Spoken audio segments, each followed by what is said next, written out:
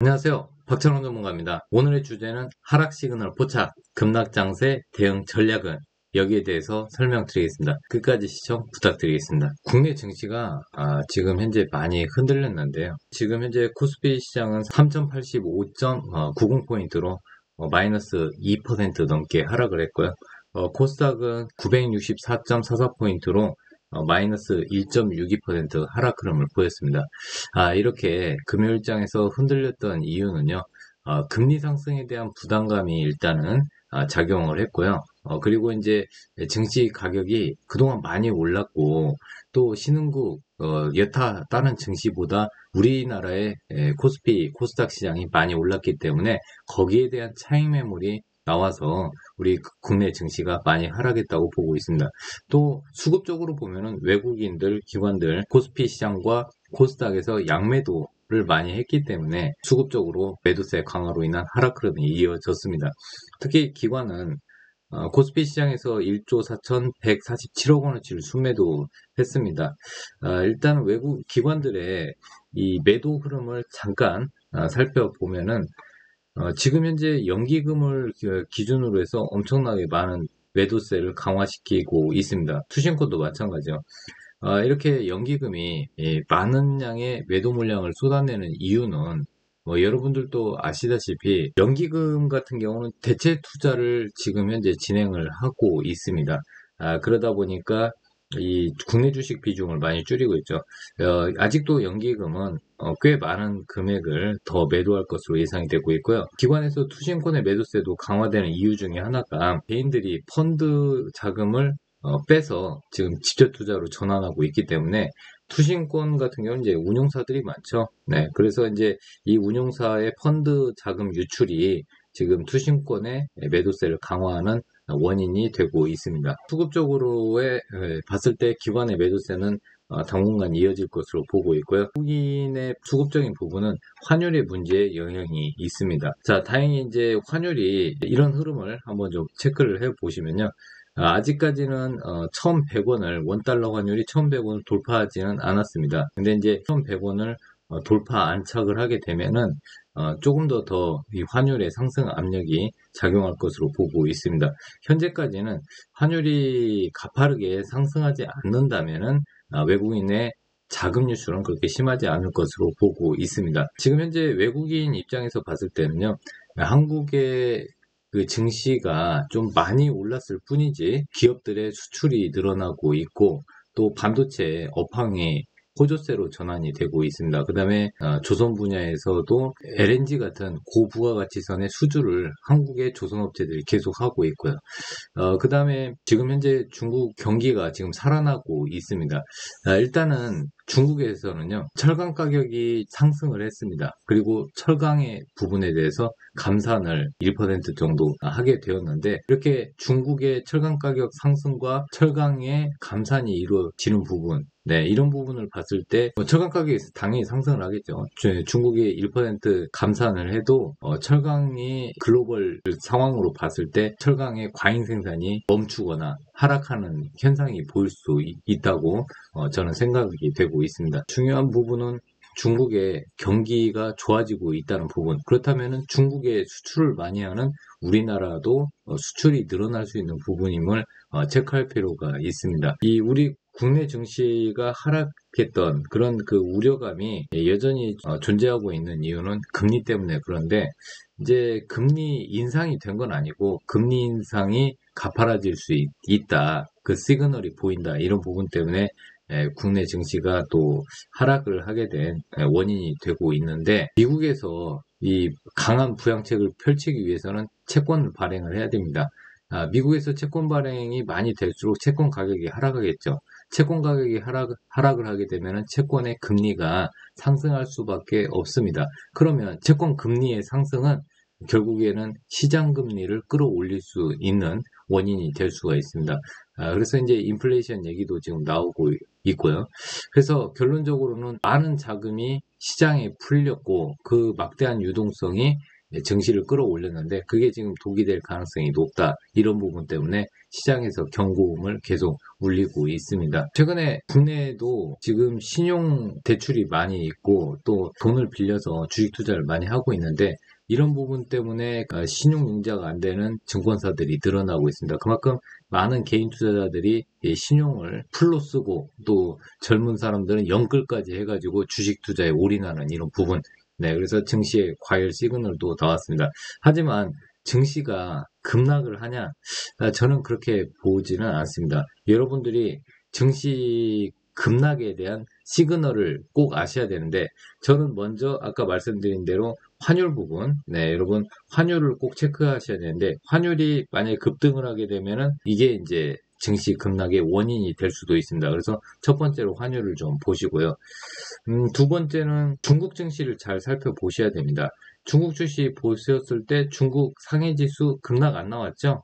네, 만약에 상해지수가 급락이 나오면은 여러분들이 국내 주식 투자하는 비중을 조금 줄이셔야 됩니다. 그래서 중국 상해지수를 꼭 보셔야 되고요. 그 다음에 또 봐야 될 부분은 위안화 대 달러 환율을 꼭 보셔야 됩니다. 위안화 달러 환율을 봤을 때 달러당 6.48입니다. 과거에는 달러당 위안화가 그 1달러당 7위안까지 이렇게 위안화 약세가 진행이 됐는데 지금은 위안화 강세가 진행이 되고 있습니다. 위안화 강세가 진행이 된다는 부분은 신흥국 통화 강세를 간접적으로 예측을 할 수 있는데 지금 위안화 환율을 봤을 때는 급락의 시그널은 보이지 않고 있다. 그래서 위안화 환율도 꼭 한번 살펴보시고요.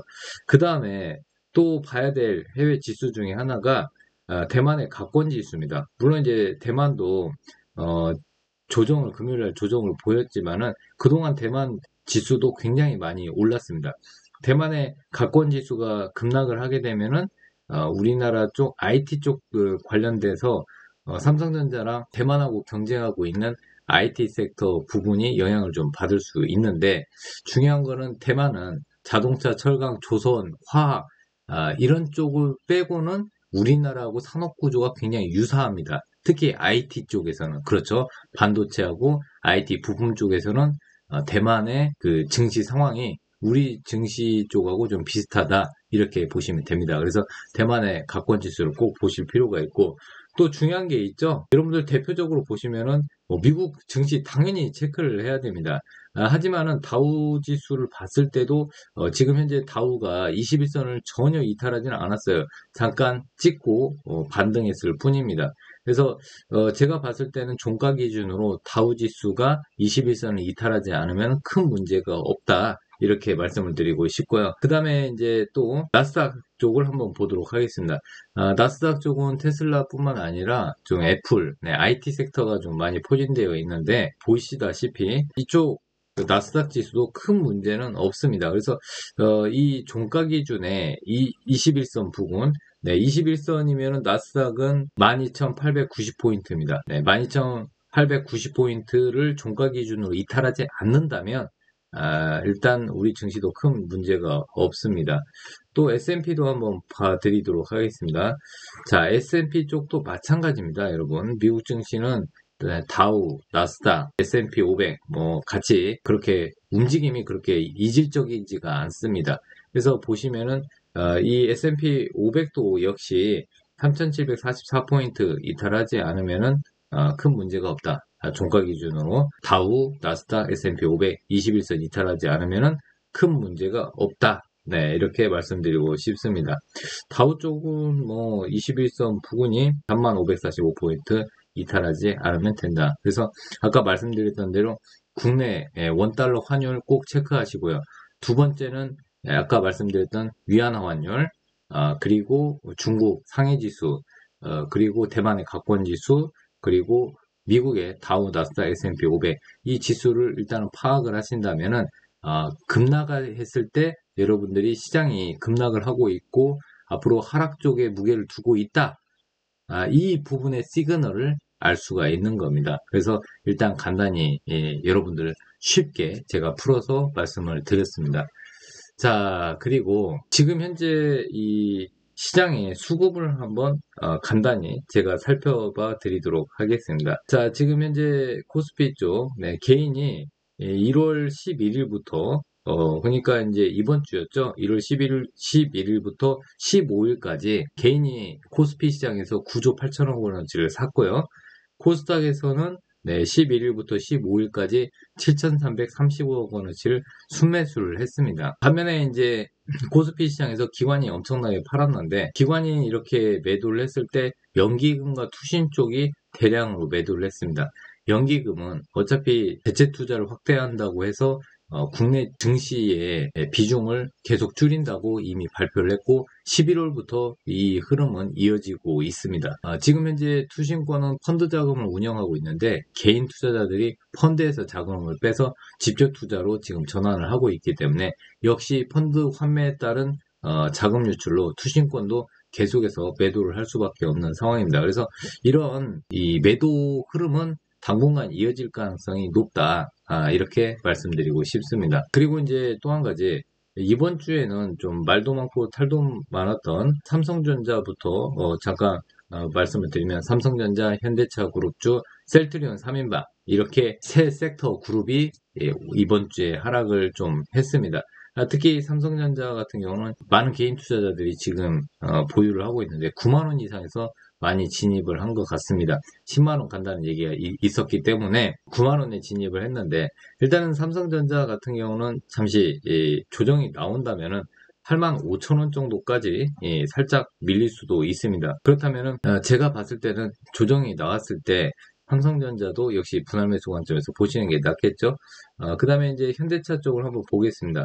현대차는 이 애플카 이슈로 인해서 이게 이제 28만 9천원까지 단기적으로 상승했는데, 지금의 조정은 어떻게 보면은 당연한 결과라고 할 수 있습니다. 애플이 다른 업체들하고 애플카 논의한다는 얘기 때문에 차익 매물이 출회가 됐는데, 이런 경우는 애플카 논의 전 가격까지 조정이 나오는 게 정상이긴 하나, 최근에 개인 투자자들의 매수세로 인해서 하방 경직성이 제가 봤을 때는 23만 5천원 부근에서 한번 지지를 할 가능성이 높지 않을까 이렇게 보고 있고요. 애플이 기존의 거래처인 폭스콘하고 애플과 논의를 하는데, 폭스콘이 지리자동차하고 합작사 JV를 합작 법인을 설립했다는 얘기 때문에 현대차 그룹이 애플카 논의 대상에서 제외되지 않을까 하는 그런 우려감에 하락을 했다고 보시면 됩니다.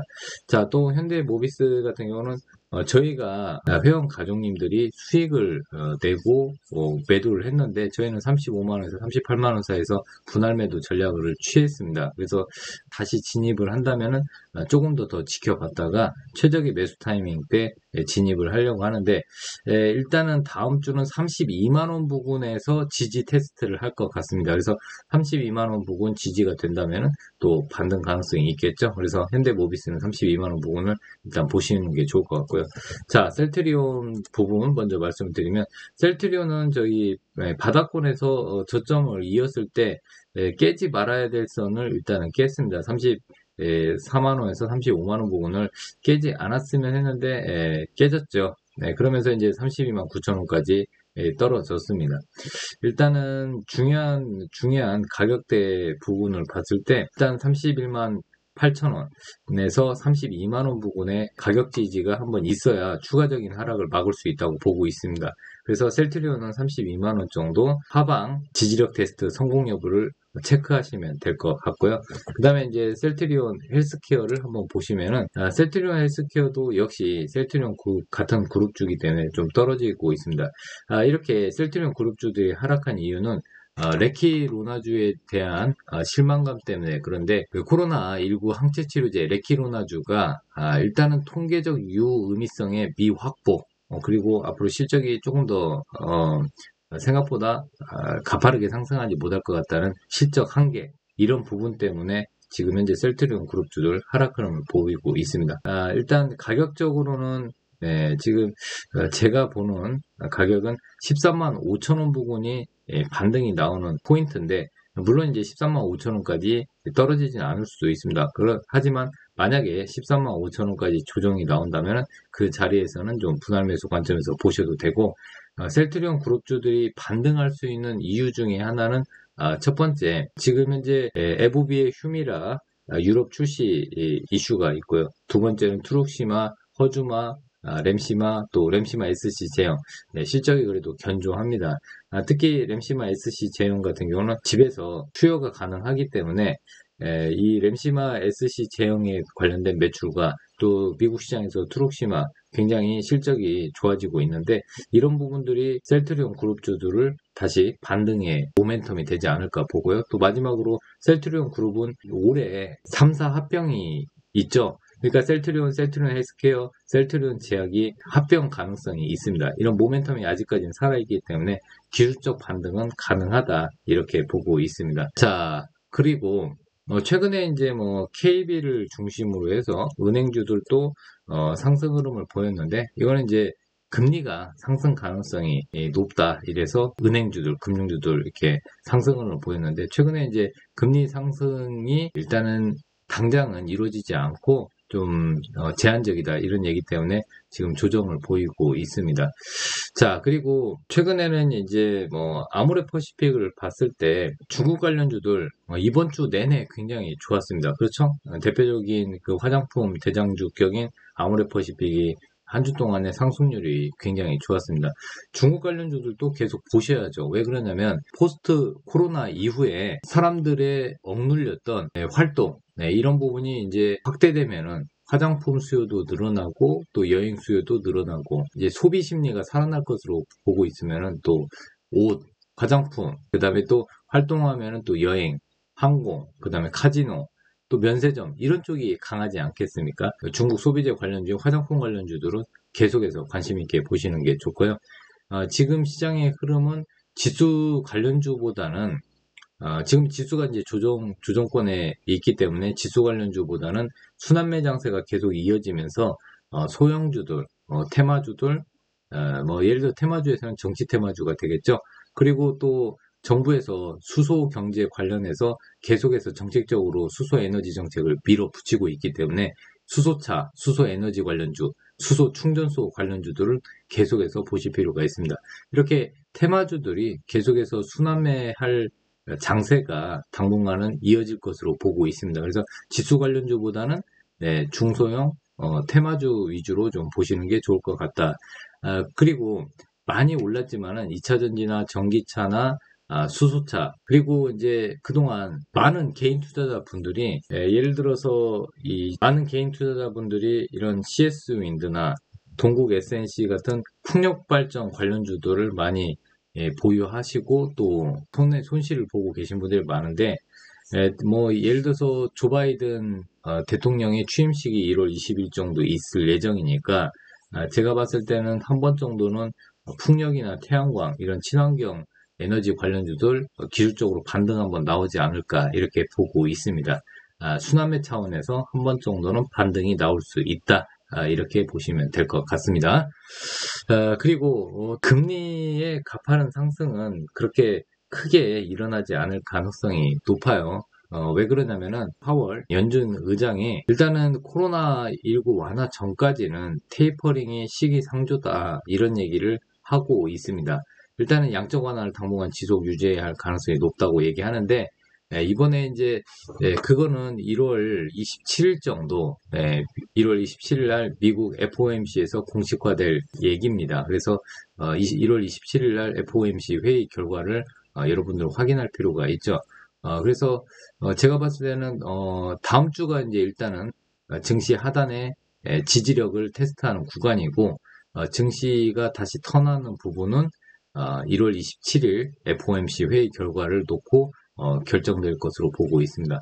그리고 이제 문재인 대통령이 18일 날 신년 기자회견을 합니다. 그래서 부동산, 방역, 백신, 그다음 외교안보, 경협에 대해서 또 정책적으로 여러 가지 얘기들이 나올 가능성이 높으니까요. 정책 테마 관련주들 좀 볼 필요가 있죠. 자, 그리고 삼성그룹주 한번 보시면은 자, 삼성그룹주들이 삼성전자, 삼성전기, 삼성물산, 그리고 삼성 SDS, 그렇죠. 그 다음에 삼성생명, 이렇게 삼성그룹주들이 조정을 보이고 있습니다. 그렇죠. 18일 날, 지금 현재 삼성그룹의 이재용 부회장이 18일 선고 공판이 있습니다.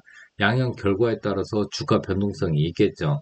만약에 양형 결과가 좋지 않다면 삼성그룹주 단기적으로 또 조정 가능성이 있습니다. 그래서 저는 지금 현재 삼성그룹주들, 특히 삼성전자를 가지고 계신 분들은 일단은 보유자 영역이기 때문에 일단 보유하시되 신규 진입은 18일 날 선거 공판 결과를 보고 들어가시는 게 좋지 않을까 이렇게 보고 있습니다. 또 18일 날은 중국 주요 실물 지표가 발표가 되고 있습니다. 자, 이 보시면은 중국 쪽 상해를 한번 보시죠. 항생도 같이 보시고요. 지금 이제 항생지수나 상해 지수나 요즘은 커플링 되어서 같이 움직이는데 일단은 항생지수가 조금 더 강하고요. 네, 중국의 이제 상해 지수는 지금 조정권에 있고 우리 증시하고 좀 살짝 비슷합니다. 자, 중국 그 주요 실물 지표가 18일 날 발표가 되는데 이 작년 4분기 GDP 그리고 12월 산업생산, 소비 판매 등이 발표가 됩니다. 중국 경제가 코로나19의 충격을 얼마나 잘 극복하고 회복됐는지 그리고 경제 활동이 정상화됐는지 여부를 좀 체크하실 필요가 있고 GDP 성장률이 6%대만 나오면 별다른 큰 문제가 없을 것으로 보고 있습니다. 그리고 최근에 미국 증시를 간단히 봤을 때는 미국 증시는 지금 현재 경기 부양책으로 이제 더 이상 이 증시를 끌어올리기에는 이 경기 부양책 카드가 이미 호재로서 약발이 다 됐다. 뭔가 새로운 게 나와야 됩니다. 기본적으로 경기 부양책이 예를 들어서 9천억 달러다. 그러면은 그것보다 더 강력한 한방, 뭐 1조 달러로 1조 뭐 5천억 달러다. 뭐 이런 식으로 기존의 부양책보다 더 많이 그 큰 부양책을 발표하지 않는 이상 부양책 카드는 어느 정도 반영이 되었다. 이렇게 보시면 될 것 같습니다. 자, 그러면은 다음 주는 어떤 테마를 봐야 되냐? 일단은 저는 이렇게 생각합니다. 정치 테마주 좀 보실 필요가 있고, 정치 테마주에서는 뭐, 이번 주는 이재명 테마주가 많이 움직였어요. 그리고 이제 윤석열, 이낙연, 안철수, 김동연, 이렇게 이제 여러 사람이 있는데, 정치 테마주는 순환매니까 계속 보실 필요가 있고요. 또 가덕도 신공항 관련주들도 저번 주에 좀 강했죠? 네, 그래서 이번 주에도 일단은 정부가 정책을 또 내놓고, 또 이런 각 대권 후보들이 내놓는 또 정책의 방향 이런 부분을 체크해서 정책주들도 계속 지켜보실 필요가 있고요.